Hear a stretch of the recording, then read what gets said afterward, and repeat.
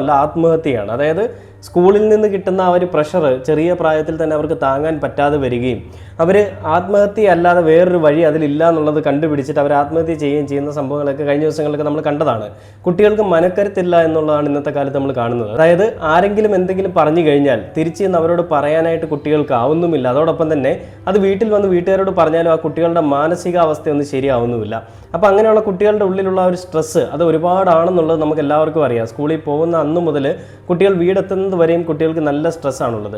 ആ ടീച്ചറിൻ്റെ ഭാഗത്തു നിന്നുള്ള ഒരു പക്ഷേ മോശമായിട്ടുള്ള പരാമർശങ്ങളോ അല്ലെങ്കിൽ മോശമായിട്ടുള്ള രീതി കൊണ്ടാവാം, അല്ലെങ്കിൽ ആ കുട്ടികൾക്ക് തന്നെ അങ്ങനെയാണല്ലോ എന്ന് തോന്നുന്നതിൻ്റെ ഫലമായിട്ടുണ്ടാവുന്നതും ആവാം. അത് ഏതെങ്കിലുമൊക്കെ തരത്തിലാവാം, അതവിടെ നിൽക്കട്ടെ.